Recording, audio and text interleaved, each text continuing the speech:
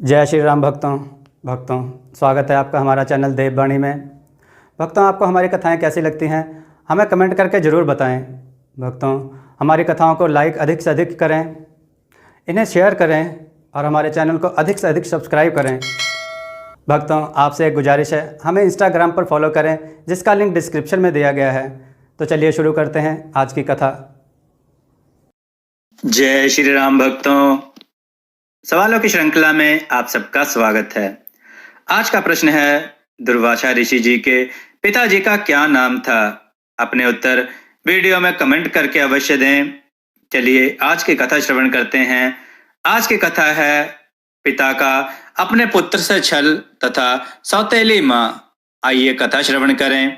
किसी गांव में एक चंदन नाम का लड़का अपने पिता के साथ रहता था। उसकी आयु 16 वर्ष की थी। उसकी माता का देहांत काफी समय पहले हो गया था। चंदन के पिता ने दूसरा विवाह नहीं किया। उन्हें भय था कि विमाता चंदन को ममता नहीं दे पाएगी। पहली पत्नी की मृत्यु के कुछ वर्ष तक वे स्वयं ही चंदन को पालते रहे, किंतु समय बीतने के साथ साथ उनका शरीर कमजोर होता गया। चंदन पर सारी जिम्मेदारी डालना ठीक नहीं था, इसलिए वे दूसरे विवाह को तैयार हो गए।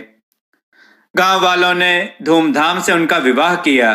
चंदन की नई माँ सुंदर तो थी, किंतु चंदन से नफरत करती थी। वह अक्सर चंदन के पिता से उसकी झूठी शिकायतें लगाती ताकि चंदन की पिटाई हो सके और चंदन को रोना पड़े। चंदन के पिता जानते थे कि उनकी पत्नी की ही गलती है, पर उसे टोकने की हिम्मत उनमें ना थी। एक दिन उनकी पत्नी बोली, तुम चंदन को किसी घने जंगल में छोड़ आओ। यह सुनकर वह कांप उठे। भला अपने पुत्र को जंगल में कैसे छोड़ाऊं? यदि कोई जंगली जानवर उसे खा गया तो? यह विचार आते ही उनकी आंखों में आंसू आ गए।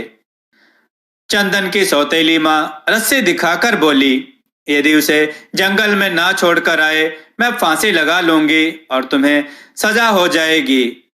चंदन की सौतेली माँ की धमकियों से चंदन के पिता बहुत ही परेशान रहने लग गए। उन्हें ना रात में नींद आती और ना दिन में ढंग से वे काम कर पा रहे थे। एक दिन पिता ने सोचा कि चंदन की किस्मत में जो लिखा है वह तो उसे भोगना ही होगा। हो सकता है इस घर से निकल जाने में ही उसकी भलाई हो। एक दिन उन्होंने चंदन को साथ लिया और घने जंगल में जा पहुंचे। चंदन का माथा चूम कर बोले, तुम बैठो, मैं जरा नदी से पानी पीकर आता हूँ और कुछ फल लेकर आता हूँ ताकि हम दोनों अपनी भूख मिटा सकें। इतना कहकर वे चंदन को एक वृक्ष के नीचे बिठाकर वहां से चले गए। चंदन अपने पिता को जाता देख रहा था, पर उसे यह नहीं मालूम था कि उसके पिता अब दोबारा ना आने के लिए जा रहे हैं। चंदन शाम तक पिता की प्रतीक्षा करता रहा। पिता को तो लौटना था ही नहीं, ना ही वे लौटे। रोता बिलखता चंदन थक हार कर वहीं सो गया। तभी आकाश मार्ग से माता पार्वती और भगवान शिव गुजरे। चंदन के गालों पर सूखे आंसुओं की लकीरें देखकर मां पार्वती का मन पिघल गया। उन्होंने भगवान शिव से प्रार्थना की कि वे चंदन की सहायता करें। अगले दिन सुबह चंदन उठा। भोजन व आश्रय की तलाश में वह आगे बढ़ गया। जंगल में एक वीरान महल को देखकर वह चकित हो उठा। अंदर जाकर तो उसकी हैरानी और भी बढ़ गई। सभी दरबान तथा नौकर चाकर अपने अपने स्थान पर सो रहे थे। यहाँ तक कि पिंजरे में बंद पंछी भी दम साधे हुए थे। राजसी पलंग पर एक रूपसी युवती सो रही थी। ऐसा लगता था कि महल का सारा जीवन थम गया हो। एक तेज व भयंकर गर्जना से चंदन चौंका। एकाएक उसके मन में आया, काश वह छोटा सा जीव बन जाता और आने वाली मुसीबत से बच जाता। चमत्कार, ज्यों ही उसने ऐसा सोचा, वह छोटे से जीव के रूप में बदल गया। वह जान गया कि वह अनमोल उपहार स्वयं ईश्वर ने ही उसे दिया है।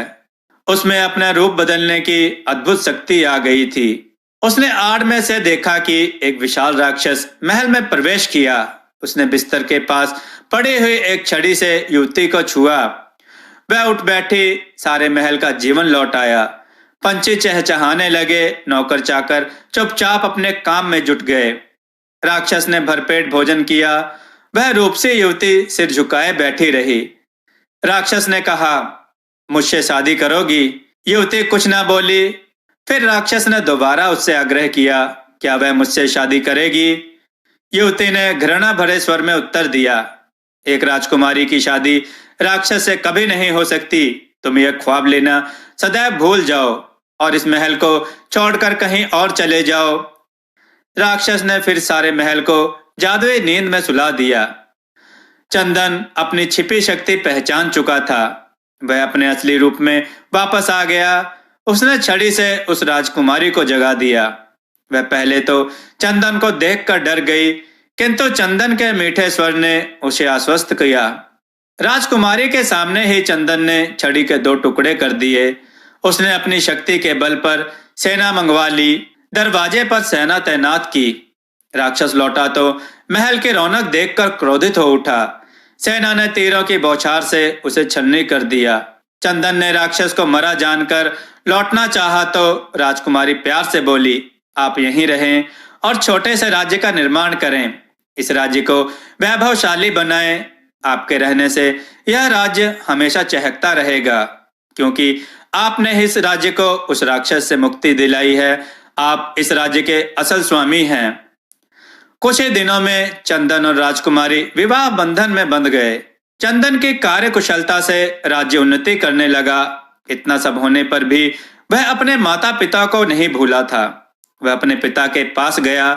पिता उससे मिलते ही लिपट कर रो दिए। विमाता अपनी करनी पर पछता रही थी। चंदन ने उसके चरण स्पर्श किए और बोला, माँ, मैं तुम्हारा ही बेटा हूँ। मैंने आपके कोख से जन्म नहीं लिया, किंतु मैं आपको ही अपनी माँ मानता हूँ। अब आप दोनों मेरे साथ हमारे घर चलें। हम सब वहां पर बहुत सुख से रहेंगे। दोस्तों, आपको यह कथा कैसी लगी? अपने विचार और सुझाव कमेंट में जरूर दें। हमारी कथाओं को लाइक करें। हमारे चैनल को सब्सक्राइब करना ना भूलें। हमारी कथाओं को शेयर जरूर करें, जिससे लोगों को अच्छा ज्ञान प्राप्त हो। जय श्री राम भक्तों, देववाणी की तरफ से आप सबका बहुत बहुत धन्यवाद कि आप सबने हमारे चैनल को बहुत सहयोग दिया और हमारी वीडियो को बहुत पसंद किया, जिस वजह से हमें यूट्यूब की तरफ से ज्वाइन बटन का ऑप्शन मिला, जहां पर आप हमें ज्वाइन बटन पर क्लिक करके हमें ज्वाइन करें, जिसके लिए आपको 29 रुपये या 59 रुपये का चार्ज देना पड़ेगा। जो हमें ज्वाइन करेगा उन्हें हम कई तरह की सुविधाएं देंगे और उनके कमेंट्स का जवाब देंगे। यहाँ हम आपको कथा कहानियों के टिप्स भी देंगे और हम आपके सुझाव पर वीडियो बनाने की पूरी कोशिश करेंगे और हम आपका नाम वीडियो में जरूर लेंगे। धन्यवाद।